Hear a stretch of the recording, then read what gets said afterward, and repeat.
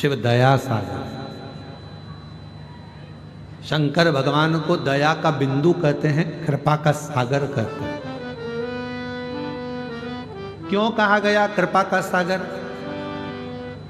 जब भागीरथ महाराज ने तपस्या करी अपने 60,000 काकाओं के उद्धार के लिए, और गंगा मैया जब भगवान के चलकर पृथ्वी पर आना चाहती थी 60,000 काकाओं के उद्धार के लिए, तब गंगा जी को, उनके वेग को, उनकी तीव्रता को संभालने वाला कोई नहीं था। गंगा मैया ने कह दिया कि भागीरथ जी मैं हाथ हो जाऊंगी और पहुंच भी जाऊंगी, मना नहीं है, पर मुझे संभालेगा कौन? मेरे वेग को कौन संभालेगा? मेरी तीव्रता को कौन संभालेगा? मेरे वेग को कौन कंट्रोल करेगा? कौन संभालेगा? तब भगवान देवाधिदेव महादेव की आराधना भागीरथ बाबा ने, और स्वयं देवाधिदेव महादेव की आराधना भागीरथ बाबा ने करा। प्रार्थना करी भगवान शिव से, आप गंगा को संभाल लीजिए। शिव जी मन में सोचे बहुत कठिन है गंगा को संभालना, बहुत कठिन। गंगा को संभालना मतलब जानते हो? जम के तो बोलो। गंगा को संभालना बहुत कठिन है। शिवजी मन में सोचे कि इसको संभालना कितना कठिन है। गंगा को संभालना मतलब समझते हो? गंगा को संभालने का मतलब है अपने भेजे को, अपनी बुद्धि को, अपने मस्तिष्क को, अपने सिर को ठंडा रखना। कितना कठिन है। दुनिया का सबसे ज्यादा कठिन काम एक ही है, अपने भेजे को ठंडा रखना। किसी ने कुछ बोला एकदम उच्छिष्ट हो गए, गुस्सा। कोई कुछ बोल गया, फिर क्रोध आ गया, फिर कोई बोल दिया, फिर क्रोध आ गया, फिर कोई बोल दिया, फिर क्रोध आ गया। कितना कठिन काम, ये बहुत कठिन काम। अब भागीरथ जी कह रहे हैं कि गंगा को आप संभाल लो। शिव जी मन में सोचे इसको संभालना दुनिया का सबसे कठिन काम, और ये संभल गई तो सब संभल गया। अगर ये संभल गई सब संभल गई।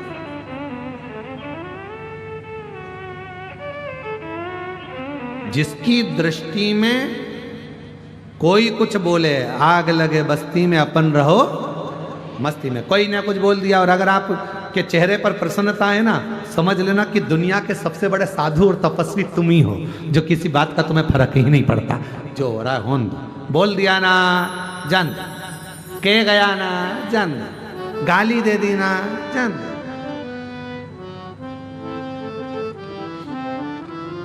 एक पति पत्नी साइकिल से जा रहे थे और साइकिल में बैठ कर जा रहे, और दोनों शंभू साइकिल से बैठकर जा रहे थे, और जाते जाते इतने में साइकिल एक गाड़ी वाले से भड़ी गई।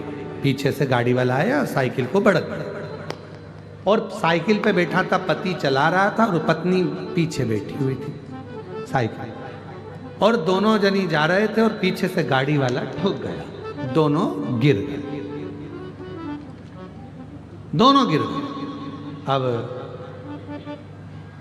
पत्नी पति को देख रही, पति पत्नी को देख रहा।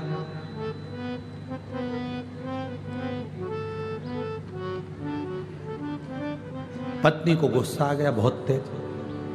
खड़े देख रहे हो, एक शब्द भी उस गाड़ी वाले को नहीं बोल रहे हो। उसने अपने को गिरा दिया, ठोक दिया, कम से कम चिल्लाना तो चाहिए ना।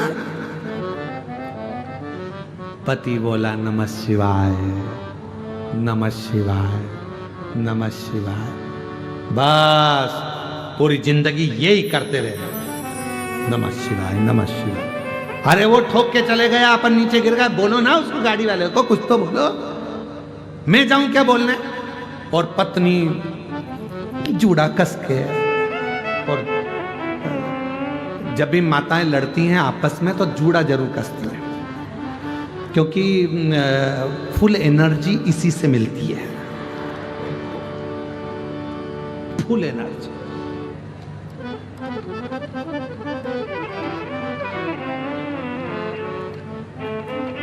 एक लड़के ने अपनी दाढ़ी खूब लंबी बढ़ा रखी, मूछे बढ़ा कर रखी, बाल बढ़ा के रखे, और एक पंडित जी बहुत सारे शास्त्र पढ़ रहे थे, बहुत विद्वत्ता की बातें कर रहे थे।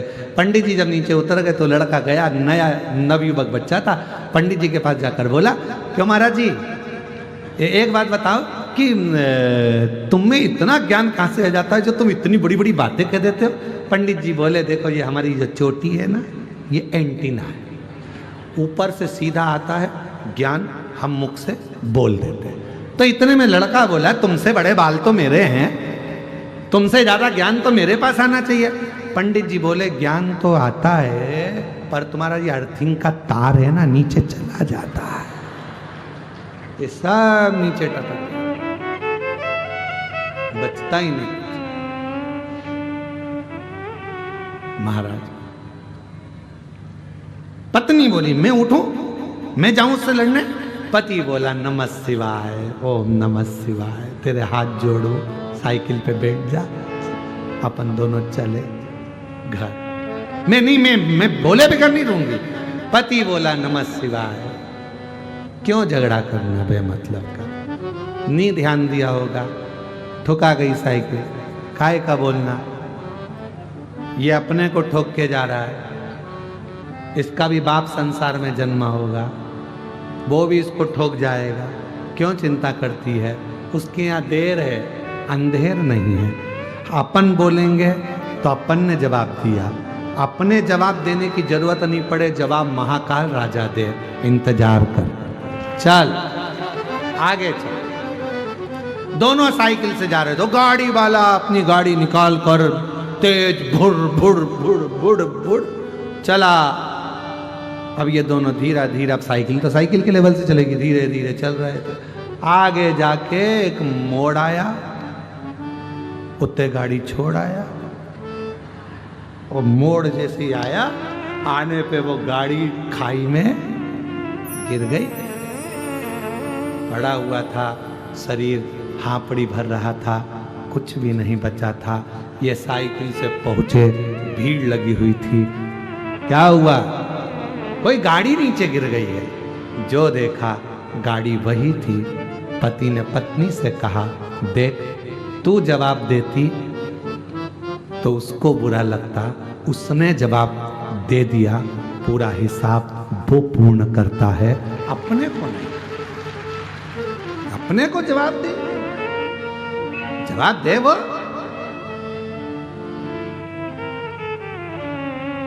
जवाब देने की जवाबदारी उसकी है, अपन क्यों? अपन विद्वत्ता में रहो, शांति।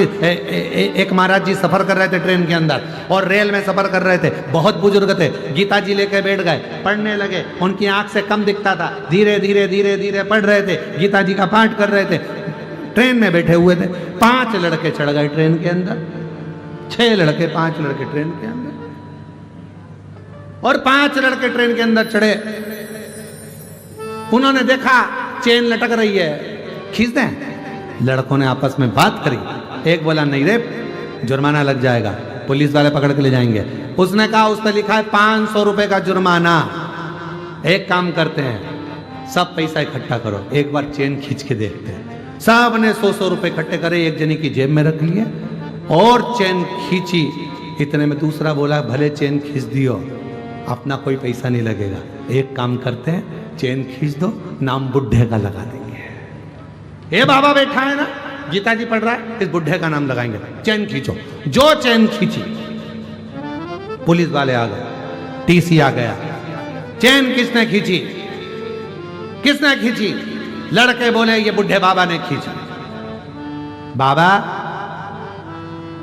इस बुढ़ापे में तुम्हें चेन खींचने की क्या जरूरत पड़ गई?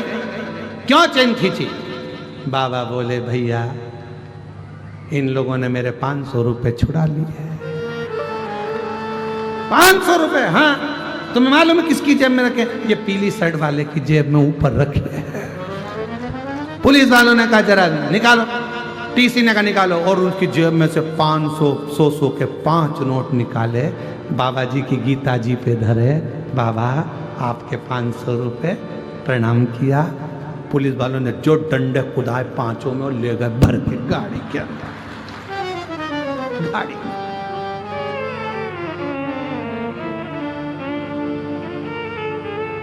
ये समझ रहे थे बाबा है, और बाबा बाबा नहीं है।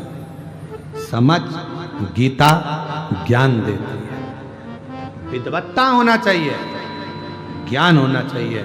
जिस गीता का हम अध्ययन कर रहे हैं, जिस पुराणों को हम सुन रहे हैं, उसका ज्ञान हमारे अंदर हो। कोई विद्रोही नहीं, कोई विद्रोही नहीं, कोई द्रोही नहीं। तारकासुर ने कह दिया था अपने बेटों को, बच्चों को कि यहां कोई हमारा दुश्मन नहीं है, सब शिव के हैं। भूत प्रेत नित करे चाकरी और सबका यहाँ भूत प्रेत नित करे चाकरी सबका यहाँ गुजारा। अजब है भोलानाथ ये दरबार तुम्हारा, दरबार तुम्हारा। और गजब है भोलानाथ ये दरबार तुम्हारा, दरबार तुम्हारा। और जय भोला भंडारी रखियो लाज हमारी, जय भोला भंडारी रखियो लाज हमारी। ओ गोरा के त्रिपुरारी रखियो लाज हमारी, गौरा के त्रिपुरारी रखियो लाज हमारी। मन की इच्छा पूर्ण हो तो हो कल्याण हमारा। मन की इच्छा पूर्ण हो तो हो कल्याण हमारा। अजब है भोलानाथ ये दरबार तुम्हारा, दरबार ये संपूर्ण संसार में शिव का कोई दुश्मन नहीं, कोई दुश्मन। शंकर भगवान का कोई द्रोही नहीं। आप एक एक असुर को उठाकर देखिए, एक एक असुर को, एक एक उठाओ, कोई दुश्मन दिखेगा? भस्मासुर, क्या वर था उसको? जिस पे हाथ रखे, बोलो बोलो जम के, वो ही भस्म। कौन? कितना बड़ा शिव का उपासक था भस्मासुर, शिव का परम भक्त था भस्मासुर, परम भक्त। पत्नी के साथ रहता था, धर्म।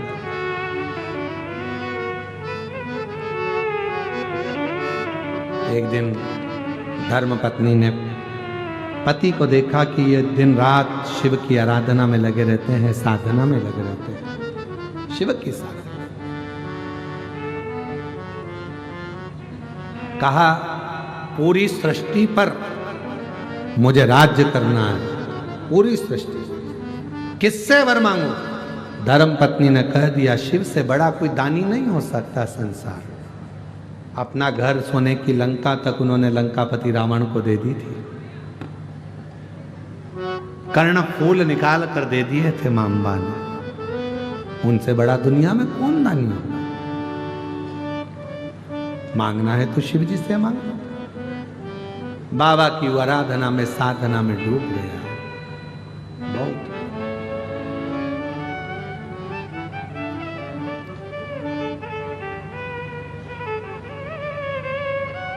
पत्नी ने देखा कि मेरा पति सेवा में लगा है, कोई सा एक नियम जिंदगी में धारण कर लूं जिससे शिव मेरे हो जाए। भस्मासुर ने नियम बनाया, रोज चिता भस्म लाता था, शिव जी को चढ़ाता था। चिता भस्म लाकर शंकर भगवान को चढ़ाता, शिव जी को रोज चढ़ाता, रोज चढ़ाता, रोज चढ़ाता, रोज चढ़ाता। एक बार भस्मासुर पूरी दुनिया में घूम आया अपने क्षेत्र में, पर कोई भस्म नहीं मिली, कोई मुर्दा ही नहीं मिला, मारा ही नहीं। अब भस्म कहां से लाए? चिता भस्म नहीं मिली, भोजन छोड़ दिया। दूसरा दिन हो गया, चिता भस्म नहीं मिली, शिव जी को कैसे चढ़ाए? आज भस्मासुर ने सोच लिया मेरे भोले बाबा को भस्म नहीं चढ़ रही है। पत्नी से कहा एक काम कर, लकड़ी जमाते हैं। लकड़ी जमाई, पति उस पर बैठ गया। धर्म पत्नी को आग दे दी, इसको जला देना, मैं जल जाऊंगा। भस्म शिव जी को चढ़ा देना, क्योंकि उनको भस्म चढ़ाए बिना काम नहीं चलेगा। भस्म चढ़ा। पत्नी ने कहा तुम क्यों जलते हो, मुझे जलाओ, मेरी भस्म शिव को चढ़ाओ। खुद की भस्म देने लगा। आग लगने ही वाली थी। शिव जी प्रसन्न। मांग, क्या चाहिए? बाबा बस एक इच्छा है, आप पर रोज भस्म चढ़ाऊं, प्रतिदिन। ठीक है, चढ़ाओ, पर बाबा दूसरे की कंपनी का माल कब तक लाऊंगा?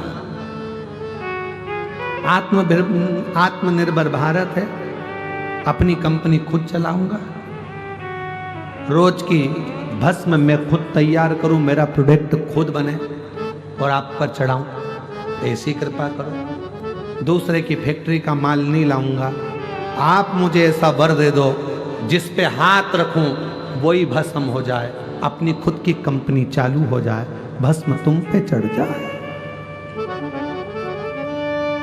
खुद की कंपनी चालू करें, खुद का प्रोडक्ट, खुद की फैक्ट्री। वर दीजिए भोले बाबा, जिस पर हाथ रखूं वो भस्म, राख उठाऊंगा, रोज चढ़ाऊंगा। नहीं नहीं, भस्म रोज आएगी। शिव जी ने कहा ऐसा वर नहीं दे सकता, पर वो जिद पर अड़ गया। शिव जी ने कहा ठीक है, तथास्तु, जिस पे हाथ रखेगा वही भस्म। खुश हो गया, घर चले गया। पत्नी को बुला रहा था, इधर तो आओ, तुमने मुझे राह दिखाई, शिव जी मिल गए, वर मिल गया, आज सबसे पहले तुम्हारे गले लगना चाहता हूं। पत्नी को बीपी बढ़ गया, ये मुझे छुएगा, चल के भस्म हो जाऊंगा। पति पत्नी को इधर बुलाए, पत्नी उधर भागे। पत्नी ने मन में सोचा बड़ी आफत हो गई है, तो खुद की फैक्ट्री चालू करी, पर अपना माल अपने परिवार वालों को दिए जा रहा है, करा क्या जाए।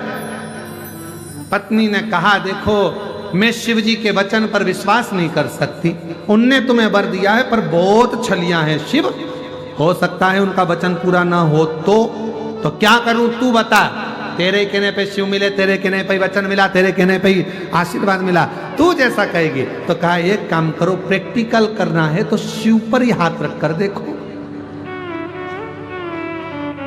पति बोला कितनी समझदार है तू, बिल्कुल सही बोली है, अब भी जाता हूं। और जैसे ही पहुंचा, शिव जी ने पूछा क्यों आए हो? प्रैक्टिकल करना है। क्या प्रैक्टिकल?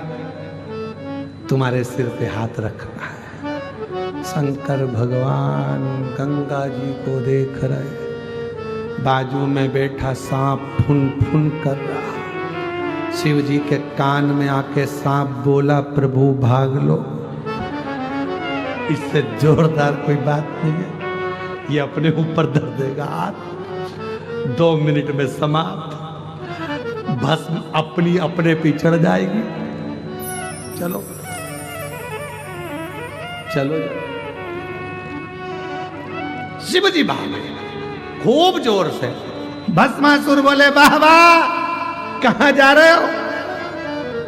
प्रैक्टिकल तो कर लेने दो। बाबा परेशान हो गए। जिस इंद्र लोक गए तो इंद्र भाग गए, ब्रह्म लोक गए तो ब्रह्मा भाग गए, विष्णु लोक में शंकर जी पहुंच गए। जैसे ही गए, लक्ष्मी मैया ने प्रभु को देखा, आज भोले बाबा बैकुंठ में। भोलेनाथ जी बोले बैकुंठ में कोई विशेष वाली बात नहीं है, लोग मरने के बाद आते, हम जीते जी आए, चिंता न करें। टेंशन है बहुत भारी।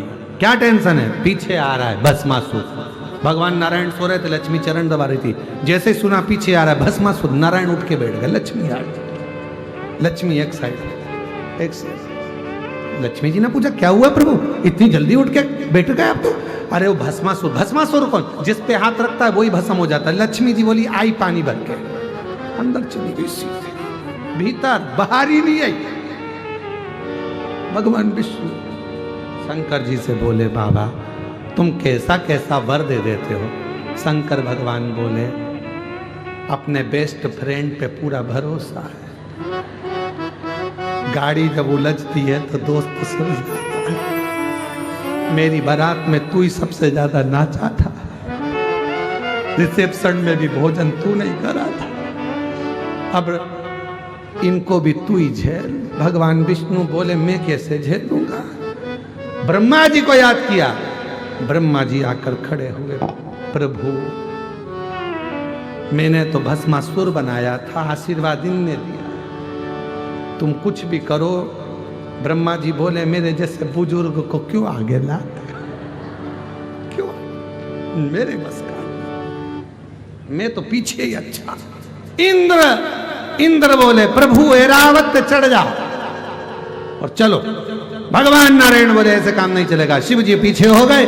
भगवान नारायण ने एक सुंदर स्त्री का रूप रख लिया। ऐसी सुंदर स्त्री, सिर पे पल्लू, नाक में नथनी, सिर पे बेंदा, कानों में झुमका, गले में माला, सुंदर पैजनिया, हाथ में कंगन, कमर में तगड़ी और सुंदर बाल को घुमाते घुमाते भगवान विष्णु पहुंच गए भस्मासुर के सामने। जो भस्मासुर ने भगवान विष्णु को देखा, इतनी सुंदर नारी, इतनी सुंदर, भगवान ने थोड़ा सा इशारा कर कर मुस्कुरा दिया, हंसे कि फंसे। भगवान मुस्कुराए। भस्मासुर मुस्कुराते ही भगवान को देखकर बोला क्या तुम मेरी अर्धांगिनी बनोगी? भगवान बोले जिसको घर छोड़ के आया है उसका क्या होगा? जिसने तुझे अक्ल दी तो कहे वो तो मेरी अर्धांगिनी है, बहुत ज्ञान देती है, उसी ने मुझे हाथ पर ये शिव जी से वर दिलवाया है, शिव जी मिल नहीं रहा है, कम से कम तुम ही मिल गई, ठीक है, क्या तुम मेरी अर्धांगिनी बनोगी? भगवान बोले मैं बनने को तैयार हूं, पर मेरी एक हॉबी है, एक मुझे पसंद है नृत्य, डांस। अगर तुम मेरे जैसा डांस कर लोगे, नाच लोगे, तो मैं तुम्हारे गले में माला पहना दूंगी। भस्मासुर बोला जो तुम्हारी हॉबी वही हमारी हॉबी, जो तुम्हें पसंद है वही हमें पसंद है, अभी नाचते, नाचो कैसे नाचना है। भगवान विष्णु दोनों नेत्रों की ओर हाथ ले गए, भस्मासुर भी दोनों नेत्रों की हाथ ले गए। भगवान विष्णु ने ऐसा किया, भस्मासुर ने भी ऐसा ही किया। भगवान विष्णु ने ऐसा किया, भस्मासुर ने भी ऐसा ही किया। थोड़ी देर बाद भगवान विष्णु ने एक हाथ कमर पे रखा, भस्मासुर ने भी रखा। भगवान विष्णु ने दूसरा हाथ अपने सिर पे रखा, भस्मासुर ने भी दूसरा हाथ सिर पे रखा, और तभी भस्म हो गया। भस्म। शिव जी आ गए बाहर निकल के, भगवान बड़ी कृपा कर दिया। भगवान विष्णु बोले तुम्हारा कुछ ना बिगड़ेगा, हमारी जान जाए।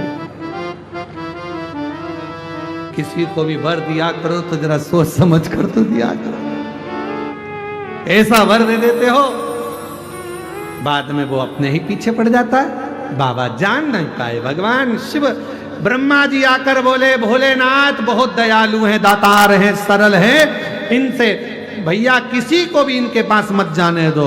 मार्कंडे बाबा की उम्र कम थी, इन्होंने वर दे दिया, नहीं मरेगा, नहीं मरा। राजा श्वेत की उम्र कम थी, मरने गया तो बचा कर लिया। जो शंकर जी को एक लोटा जल चढ़ा देता है, ये इतने सीधे हैं, एक लोटे जल से राजी हो जाते हैं। लोगों को 56 भोग चाहिए, किसी को पीतांबर, किसी को आंबर, किसी को सोना, किसी को कपड़े, किसी को जेवर, ना जाने अन्य देवताओं को तो इतना इतना सामान चाहिए, इनको कुछ नहीं चाहिए, एक लोटा जल, सारी समस्या हाल। और अभी तो इतने चक्कर में पड़ गए लोग कि शंकर जी को फुर्सत ही नहीं है।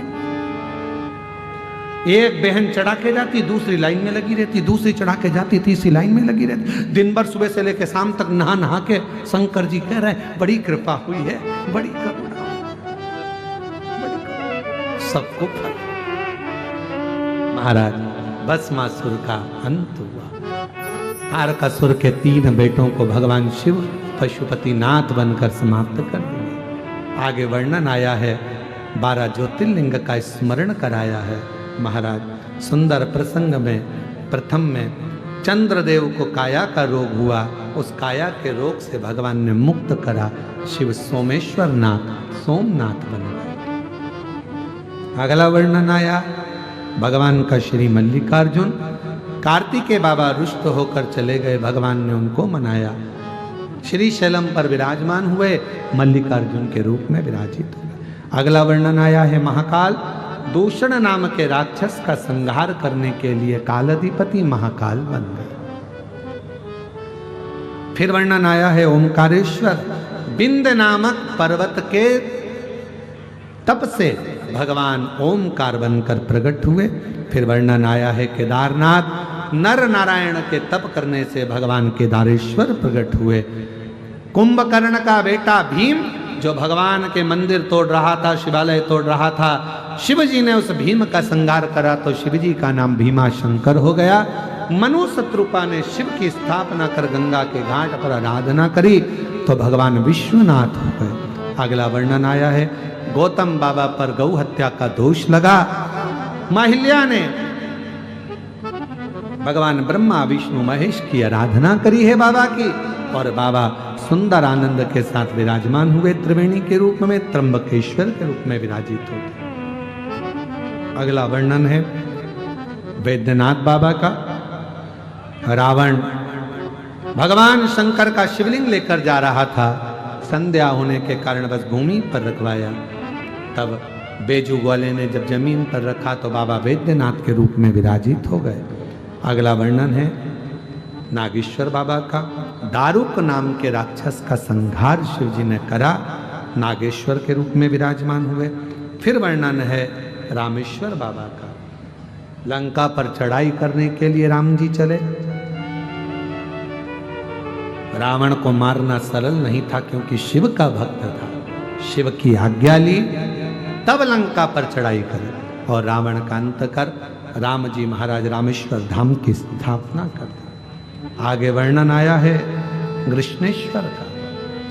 सुधर्म नाम के ब्राह्मण की 2 धर्म पत्नियां थी, घूष्मा और सुदेहा। सुदेहा के यहां संतान नहीं थी, घूष्मा को औलाद हुई। पति ने कहा तेरे को तो और भी संतान हो जाएगी, इसको तो सुदेहा को दे दे। सुदेहा को दे दी। वो संतान सुदेहा ने पाल पोस कर बड़ा करा, विवाह हो गया, बहू आ गई। बहू को मालूम पड़ा कि मेरे असली सास घूष्मा है। सुदेहा को नहीं पूछती थी, क्रोध आ गया। सुदेहा ने अपने बेटे के टुकड़े कर दिए, कपड़े में बांध कर तालाब में फेंक दिए। घूष्मा शिव की आराधना करने वाली, शिव का शिवलिंग का निर्माण कर कर पार्थिव पूजन कर कर विसर्जन कर रही थी। मन में आया बहुत दिन से बेटे को नहीं देखा। याद करा, जैसे ही शिवलिंग का विसर्जन करा, मरा हुआ बेटा तैरते हुए वापस बाहर आ गया। शिव जी का नाम कृष्णेश्वर महादेव हो गया। 12 ज्योतिर्लिंग का सुंदर प्रसंग तुमरुका जी ने चंचुला देवी को श्रवण कराया। हे चंचुला, तुम्हारा पति प्रेत योनि से मुक्त हो रहा है। चंचुला का पति प्रेत योनि से मुक्त हुआ। सुंदर देव आभूषण वस्त्र धारण कर कर देव योनि को प्राप्त हुआ। चंचुला खंड सौभाग्यवती होकर शिव के धाम चली गई, पति के धाम चली। भगवान देवादिदेव महादेव से तुमरुका जी को देखा। शिव जी ने कहा, तुमरुका जी, तुमने शिव महापुराण की कथा कही है, तुम्हारी दक्षिणा क्या दूं? तुमरुका जी कहते हैं, दक्षिणा में अगर देना चाहते हो तो ऐसा वर दे दीजिए, कलयुग में, कलिकाल में, जहां शिव महापुराण की कथा हो और जो भक्त शंकर की इस पवित्र कथा को श्रवण करे, भूमि पर बैठकर जब वो श्रवण करे, भूमि को नमन करे और भाव से जब शिव पुराण की कथा को सुने, उसके मन में जो कामना हो मेरे भोले बाबा उसकी वो कामना पूर्ण हो जाए, ऐसा वर देगी। शिव जी ने वर दिया। तुम रुका जी, कलिकाल में संसार में जो शिव महापुराण की कथा को प्रेम से, भाव से, हृदय से श्रवण करेगा, पूर्ण श्रद्धा और विश्वास के साथ सुनेगा, उसकी मनोकामना में शिव पूर्ण करूंगा, ये वर दे दिया। भगवान ने अपने मस्तक की बेलपत्र उठाकर शिवपोथी को समर्पित करी। बाबा देव अधिदेव महादेव का सुंदर आनंद हुआ। ये पवित्र कथा गिदम क्षेत्र में दंतेवाड़ा मां दंतेश्वरी के आंगन में, मां दंतेश्वरी की गोद में ही चल रही थी।